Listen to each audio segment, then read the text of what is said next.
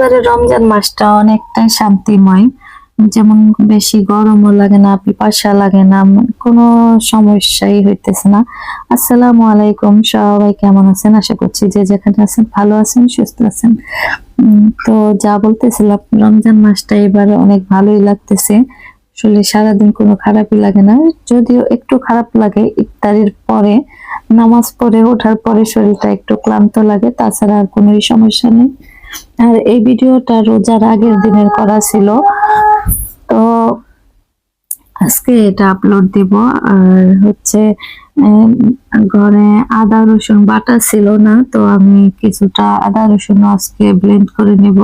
আর আগে দেখা যায় তো অনেকগুলা করে, মানে যতগুলো কিনে আনতাম সবগুলো একবারে ব্লেন্ড করে ডিপ ফ্রিজে রেখে দিতাম। এখন আর তা করি না, যতটুকু প্রয়োজন ততটুকুই ব্লেন্ড করি, তারপর নর্মাল ফ্রিজে রেখে দিই। যে কয়দিন যায় তারপর আবার ব্লেন্ড করে নিই। তো আমি এখন আদা রসুনটা সিলাই নিতেছি। আর নতুন আদা একদম খোসাগুলো পাতলা, তো আমি হালকা করে সুন্দর করে ছিলে নিছি। আর রসুন গুলো ছিলবো আগে, পেঁয়াজ গুলো কেটে নিছি রান্না করবো যেহেতু।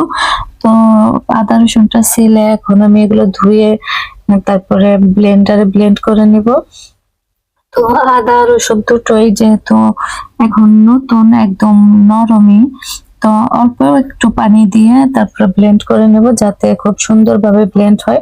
কারণ একবারে পানি ছাড়া ব্লেন্ড করলে দেখা যায় একটু আস্তে আস্তে থাকে, যার কারণে আমি আগে একটু ব্লেন্ড করে নিলাম। আর এই বক্সটা আমি এই নোটসের এই বক্সটার ভিতরে সবসময় আদা রসুন বাটা রাখি। তো একটু বেশি হয়ে গেছে, তারপরে আমি ব্লেন্ডার জগে আবার রেখে দিলাম, কারণ আমি একটু পরে আবার রান্না করব।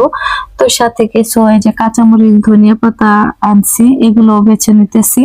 কারণ এগুলো দেখা যায় বাইসা না রাখলে এই যে মরিচের বটুগুলা পয়চা, তারপরে মরিচ গুলাও নষ্ট হয়।